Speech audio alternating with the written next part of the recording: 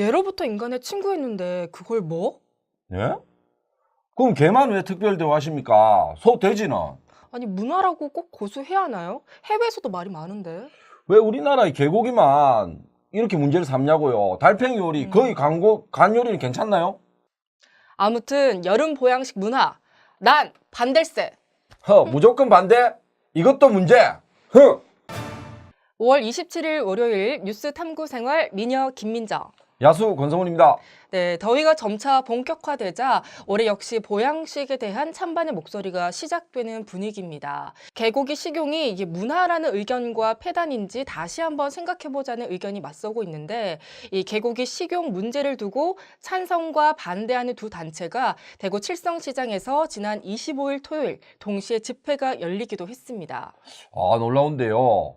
그래서 오늘은 이 문제를 저희가 꼼꼼하게 지켜보려 합니다. 참고로 저는 보신탕 애호가는 아닙니다. 어쩌다 한 번씩 끌려가서 먹긴 먹어요. 1년에 한 두세 번. 그렇지만 생긴 게 이래서 식용 찬성 쪽의 입장에 서긴 했습니다. 꼭 알아주셨으면 하고요. 참고로 여러분 저도 게를 아주 사랑합니다. 왜 이렇게 해마다 그리고 이맘때 개 식용 논란이 가라앉고 있지 않을까요? 그 문제부터 짚어주시죠. 게를 먹는 문제가 어제 오늘의 일이 아닙니다. 조선시대 때도 게를 먹었다는 얘기가 있습니다. 문제는 게 식용 문제가 법의 사각지대에 놓여 있다는 점입니다. 축산법에는 말이죠. 게를 소, 말, 양, 돼지, 오리, 사슴, 닭 등과 함께 가축으로 규정하고 있습니다. 하지만 동물의 도축과 유통을 관리하는 법률인 축산물위생관리법에는 게를 포함하고 있지 않습니다. 즉 게를 식용으로 키우는 건 합법이지만 도축하는 것은 불법이라는 얘기입니다. 네, 이렇게 법이 모호하다 보니까 이 개 식용을 금지할 수 있는 근거가 지금까지는 부족했죠. 게다가 식용으로 길러지는 개들의 비위생적인 사육 환경, 그리고 학대, 비인도적인 도축 등 법적 보호를 받지 못하면서 문제도 커진 거 아니겠습니까? 예, 그러는 사이에 대한민국은 반려동물 천만 시대를 맞고 있고요. 동물권에 대한 인식이 굉장히 달라졌죠. 동물, 특히 개를 가족으로 여기는 사람들이 많아지면서 그야말로 지금은 반려동물과 인간이 공존하고 있는 시대라고 해도 과언이 아닙니다. 그럼에도 개 식용을 두고는 찬반이 여전히 팽팽합니다. 지난해 11월에 진행된 개도살 금지법에 대한 여론조사에서도 찬반이 팽팽했습니다.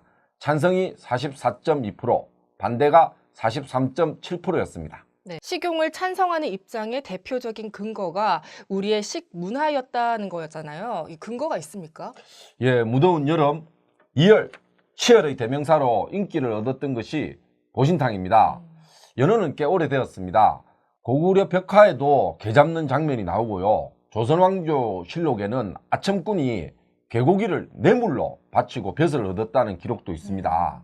다만 우리 조상들이 무턱대고 개고기를 먹은 것은 아닙니다. 우리 선조들은 개를 사냥이나 집을 지키는 견과 또 식용을 의미하는 구, 이게 개구자가 개견, 개구 이렇게 다릅니다. 구별을 했습니다. 그렇군요.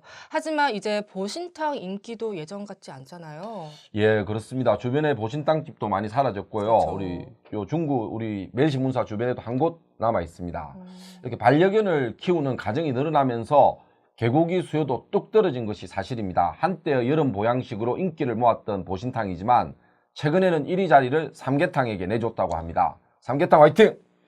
그러면서 자연스럽게 가게들도 게시장이 줄어들고 있는 추세이고요. 이런 분위기 속에서 자꾸 게식용 문제가 논란이 되는 것도 안타까울 따름입니다. 네, 개 식용이 예전부터 있어온 만큼 시간의 흐름과 개인의 선택에 맡겨야 할지 아니면 반려견 인구의 증가를 반영해 적극적으로 제도를 만들어 개입해야 할지 여러분의 생각은 어떠신가요? 야수 부장님 마무리 멘트 한마디 해주시죠. 멋있게 해도 되겠습니까? 네. 예. 이탈리아의 석학 움베르토 에코 아십니까? 이런 말 했습니다. 어떤 동물을 먹느냐는 인류학의 문제다. 상이한 문화권에서 서로 다른 관습이 존재한다는 사실을 이해해야 한다. 이 말로 그 질문에 대한 답을 대신하겠습니다. 앞서 고구마처럼 답답한 소식을 뒤로하고 이번에는 속이 뻥 뚫리는 청량감 가득한 소식입니다.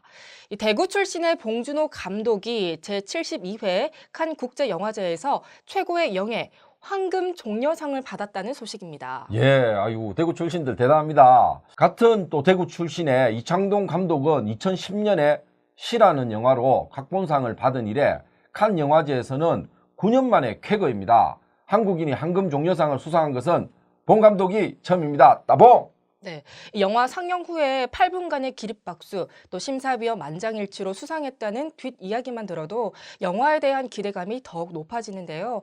영화 기생충은 해외 언론과 또 평론계의 극찬을 받으면서 192개국에 선판매되는 기록도 세웠고요. 국내에서도 수상 소식을 들은 이후 예매가 급증하고 있다고 합니다. 어떤 내용일지 잠시 감상해 볼까요? 2019년 봉준호 감독의 새로운 가족 희비극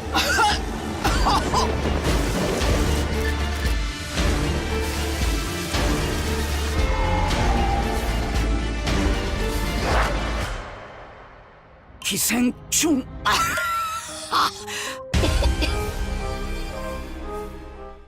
이거 뭐 이 정도는 스포일러는 아니겠죠? 기생충 한번 볼까요? 가족 전원이 백수인 기택, 송강호 배우가 합니다. 그 기택 내와 정보기술기업 CEO인 박 사장, 이성균 배우가 맡았죠.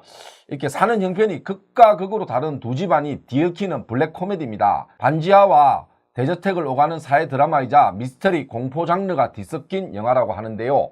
봉 감독은 영화가 너무 한국적이어서 외국 관객은 이해하지 못할까 우려를 했지만 재미있고 유머러스하고 아주 다정하고 아주 흥미롭고 놀라운 영화라는 심사평에서도 보듯 한국적인 이야기도 충분히 해외에서 먹힐 수 있음을 증명한 영화이기도 합니다. 네, 올해가 한국 영화 탄생 100주년인데 한국 영화에 칸 영화제가 큰 선물을 줬다고 말한 봉준호 감독. 그의 황금 종려상 수상으로 한국 영화의 잠재력과 또 국제적 위상은 더욱 높아질 것으로 보입니다. 오늘 월요일 소식은 여기까지고요. 혹시 먼데이 개그 또 하시나요? 예, 아, 해야죠. 그렇군요. 월요병 퇴치의 적효약, 이 야수가 먼데이 개그 또 준비했습니다. 김민정 아나운서님, 네, 새우들이 바다에서 서로 이렇게 만났어요. 네. 이게 새우가 바다에서 이렇게 있다가 새우가 둘이 마주쳤어요. 어떻게 인사를 할까요? 어떻게 인사해요? 안녕하세요.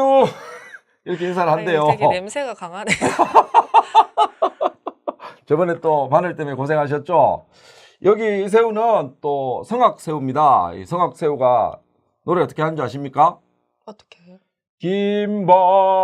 김밤지새우, 김밤지새우 개그입니다. 이거 새우 어디서 났어요?